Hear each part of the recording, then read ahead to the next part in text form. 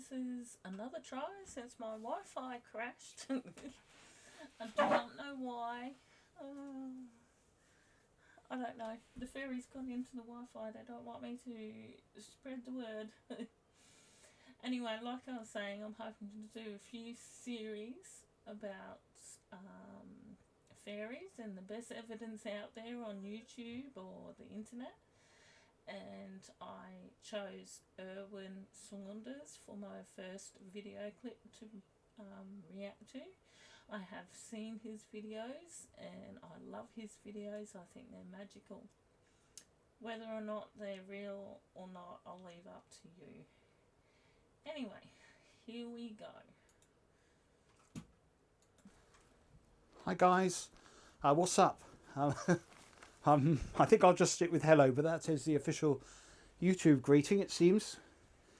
I'm at this woods, which is a place I probably visited about 10 years ago and saw a little tribe of woodland folk. You could call them pixies, actually referred to as the Wilton's pixies.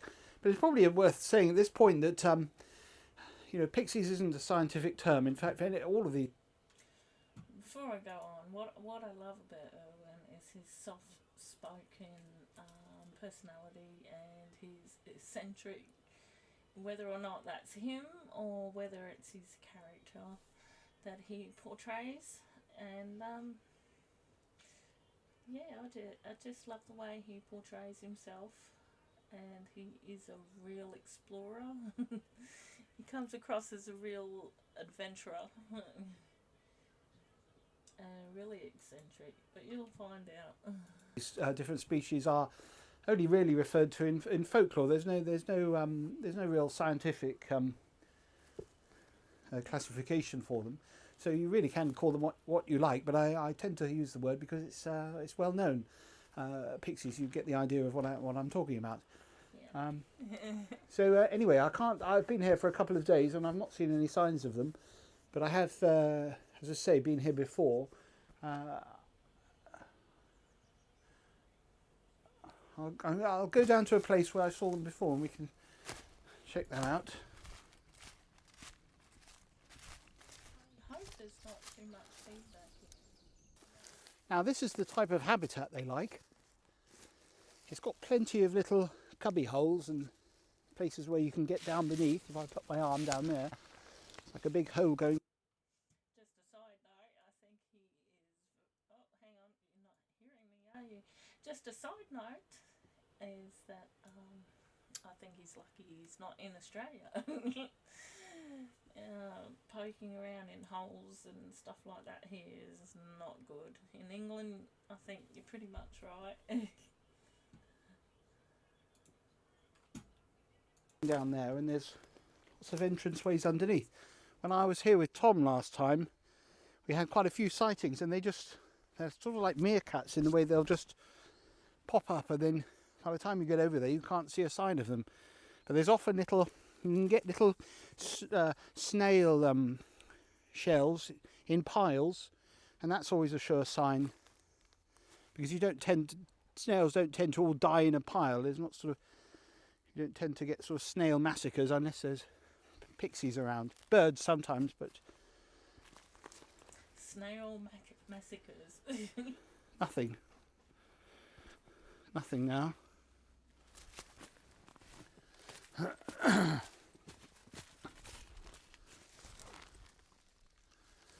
have some footage of them on here from, as I say, from about 10 years ago. But there's no signs of anything at the moment. I really must say that wherever he is, and I know there's another YouTube fellow that does explore where he goes, but he doesn't tell you where it is. But it is wonderful, wonderful bushland. It just looks magical. So you can just imagine the pixies and fairies and goblins and all sorts just living there. Yeah. And also, I love the way he's the rough looking, well, not rough looking, but I don't know what I'm trying to say.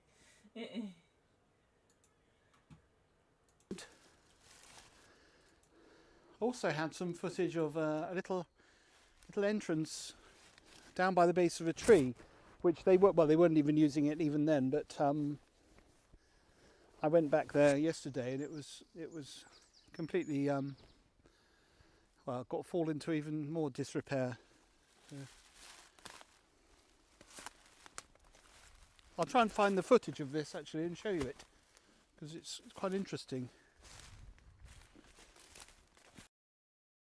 He's been trying to hurl these across to his accomplice on the other side, and if I just move the camera across, you'll be able to see just there. He's gesturing back to him and saying, "Come on, throw another one."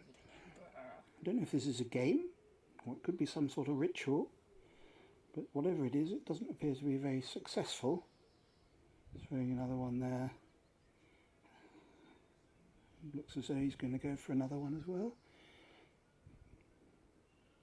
This chap on the ground here seems as his job is to collect any which don't make it across, which has been 100% so far. Here he goes, underarm technique, hurling across, and again it didn't get there.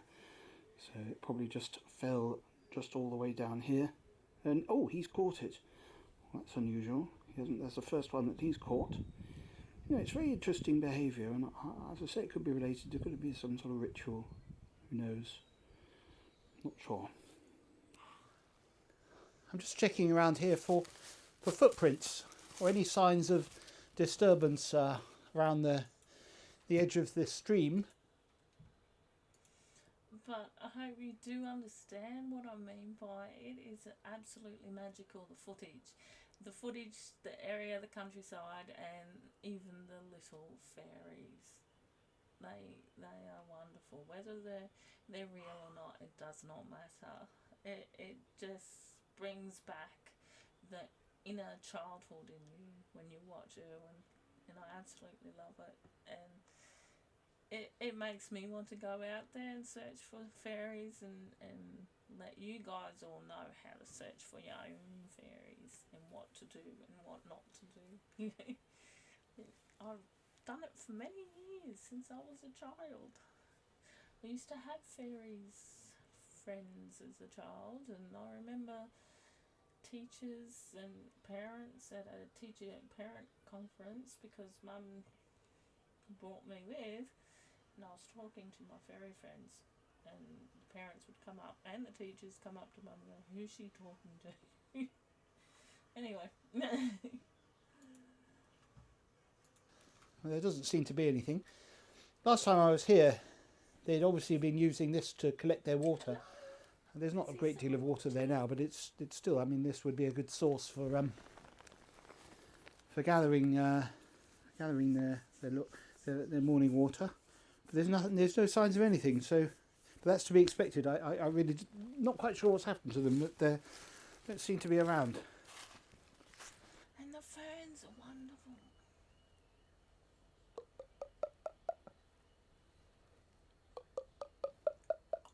I'm doing my little sounds that I do, trying to attract them.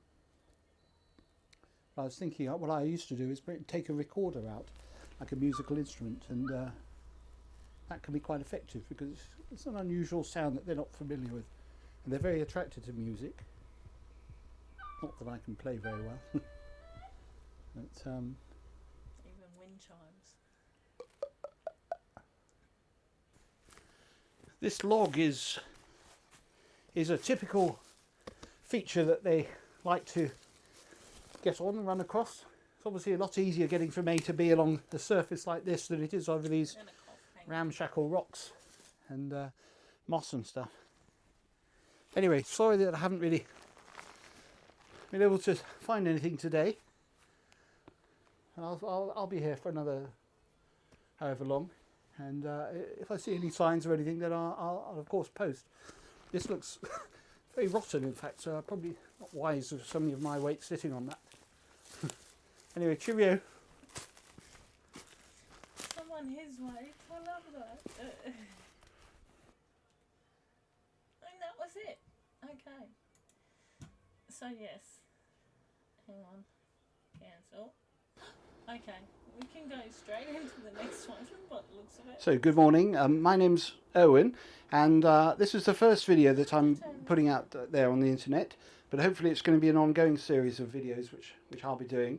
And it's dealing with ethereology and the aspect of that, which I'll explain all that more as I go. But the aspect of what we're doing is work I've been doing for about 25 years, and it's the discovery of, well, I call them wilderness folk, but it's really just, you know, folk that can be found in places like woodlands and moorlands and locations over the United Kingdom. The reason we're here in this woodland today, Woodland folk or nature sprites, anything like that, they're all the same.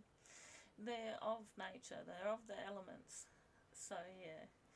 But when you think of England, you think of the woodlands and lovely greenery, and unfortunately, here in Australia, you don't get much of the green forests. We do have rainforests and stuff, but yeah, not there far and in between.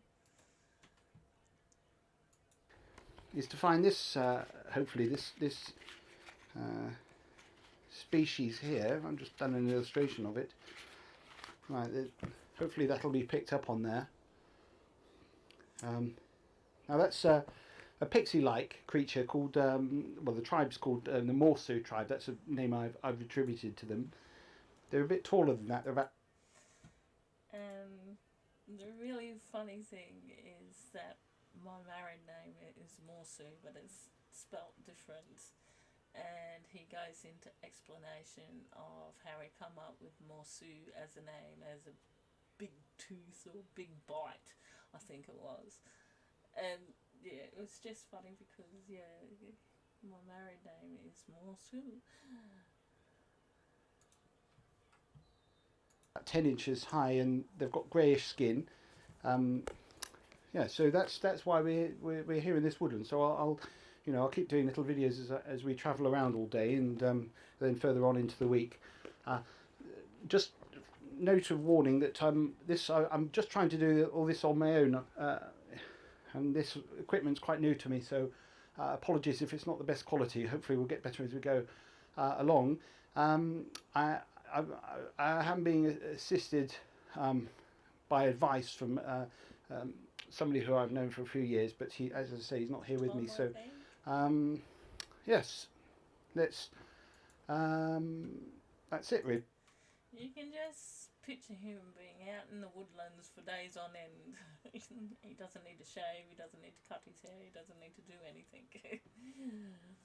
But yeah, he has, in some of his videos, another fellow named Tom that helps with the camera work and all that sort of stuff.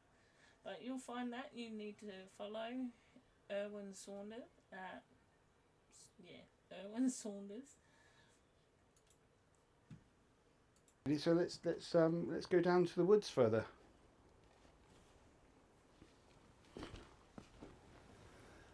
So the last time I visited these woods, this cave area here was used by them.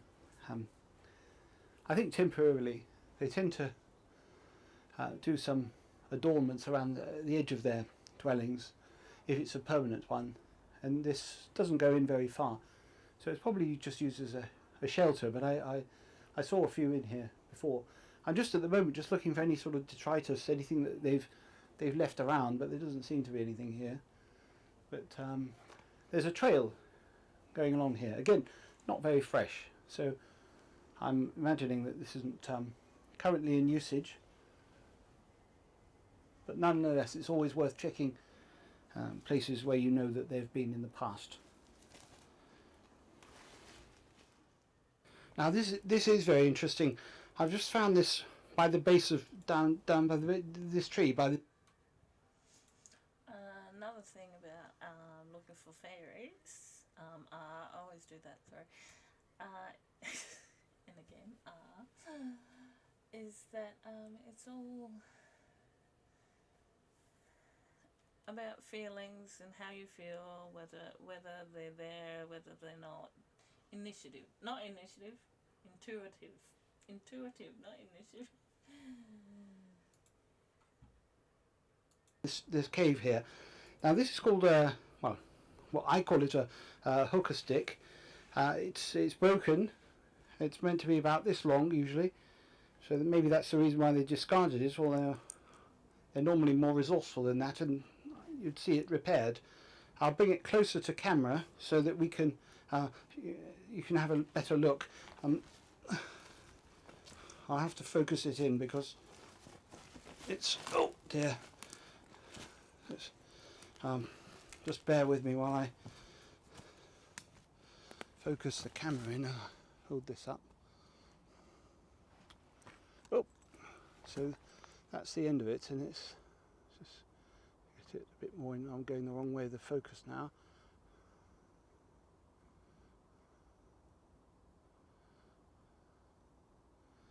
And they use that for hooking, you know, berries or mushrooms or things that are too high up for them to reach. They'll hook it with that, and so that's. Let me just see if I can just get in front of the camera again. If Erwin does not want you to make, try again. I cannot speak. If Erwin doesn't make you want to go on a fairy hunt, I don't know who would, and that's why I started with him, because I think he's magical. And then next week I have another video I want to review, and it's still that end of the country, but it's not UK, and it's more of the traditional folk tales and stuff like that. So I hope you will watch my next issue, hopefully this time next week. I'll just focus it where I'm going to be then.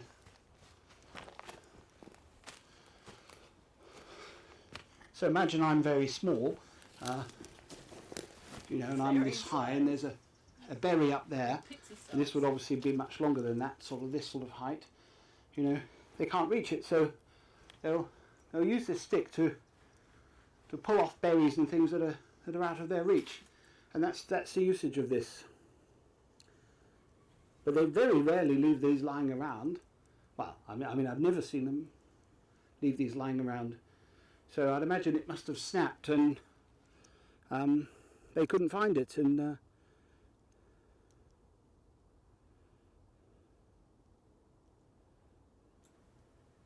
doesn't look like it's been handled for a while.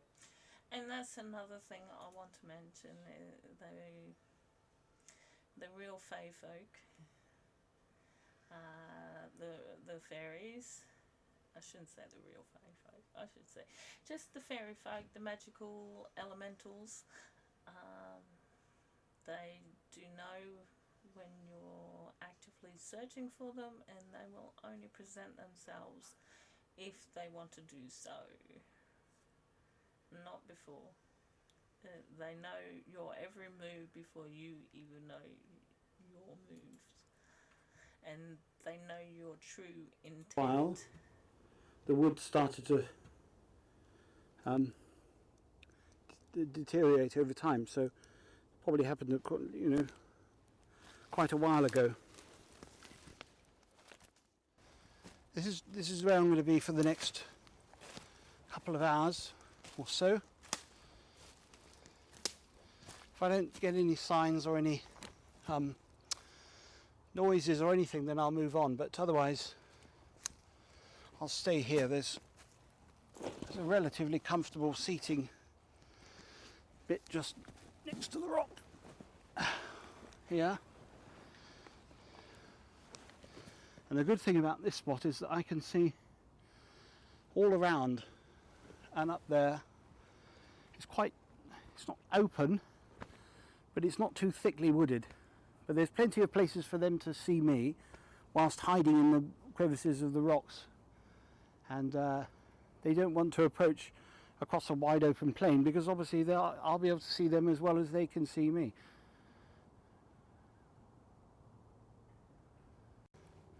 Just had a little look around. This is just actually a couple of meters away from where I'm sitting on the other side of the tree, and I just noticed these little mushrooms, which are rather pretty. But the unfortunate thing is, if they were in this area, they would have taken these, because these are a delicacy for them, and the fact that they haven't already taken them means either they're waiting for them to grow, but in more likelihood they're just simply not around. But it does give me an opportunity to just got this out and just show you what you can do with it. So you can grab the thing. I mean, these mushrooms are quite small, so they're hard to grab, but you can imagine if they're larger, you know, this would be quite effective at no, they do need to be larger. I can't. You need to really be able to hook them all the way around. But you know, you can imagine that's an effective tool. A larger mushroom. They eat these mushrooms, but they also make them into little. They make all sorts of ointments and medicines out of you know, herbs and fungi and things that they find. And also this, I don't know if you can see it from there, that's birds' droppings. I've seen them collect that as well. Quite common for them to collect bird feces. But so much time, work and effort and research has gone in to each and every one of his videos. It is magical, it is wonderful. And again, if you believe in fairies, even if you don't, what doing? I'll put his link in the description. I don't know what I'm doing. I think I stuffed up. No, I didn't. Yeah, I'll put his link to his YouTube channel below in the description or up there, wherever. And please follow and like. So I've been here for about an hour or so, waiting. But as I said, because of the mushrooms, I'm not sure that And please follow and like. they're likely to turn up here. I might just, I was going to say I'm going to go, but I might just leave it half an hour, because also the other reason is I don't know where my hat's gone.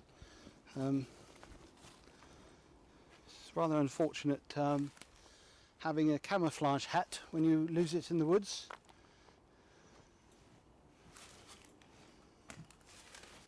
And also, the Fae folk, the elementals, love playing tricks on people. It's not a case of just losing things, it's things get taken. It makes it very difficult to find. The reason I wear camouflage is not because I don't want them to see me. It's because those colours tend to keep them calm. I'm wearing generally earthy colours, and that's just, you know, if I was wearing bright blue or something like that, there is nothing bright blue in their world apart from the sky, and in their minds I'd probably represent, I don't know, some sort of sky god or something, and that wouldn't be water god, I guess. That wouldn't be beneficial. It could include water. So yes, I'll carry on looking for the hat. So the good news is that I found my hat. That's good. But unfortunately I had to walk back about half a mile back to where we were doing another video, and so consequently I'm quite hot and slightly irritable. So I'm going to wait here for a little bit and cool down before I start going to the next place.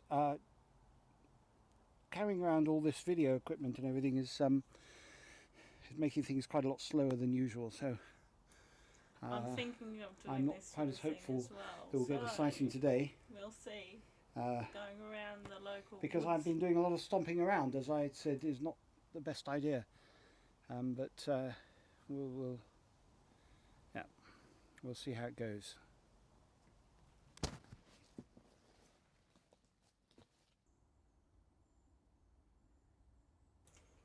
And waiting. So I've been here for about half an hour now, 40 minutes maybe. And I've decided that I'll just stay here for the rest of the day and keep my eye on the surroundings. I also noticed that this is a spot where I came probably about 10 years ago when I visited here with Tom, who's the chap who's helping me upload all of this and giving me advice on how to use the cameras and things. Very young. It was a lot easier actually having somebody else doing all of the camera work rather than trying to do everything yourself. So that's a lesson to be learned, but probably too late. So this will be the last video today. It's been about 5 hours since the one that I did last time, and it's obviously it's got far too dark to film. I don't know if you can even see me there. I'll just get a bit closer into the light. It's very, very dark in there. I haven't heard anything, I haven't seen anything today, so but not to worry. That sometimes happens on day one. I have a night vision camera actually that I may put somewhere just in in a sort of random place, and hopefully that might show something. But otherwise we'll come back tomorrow and see if we can have any better luck. And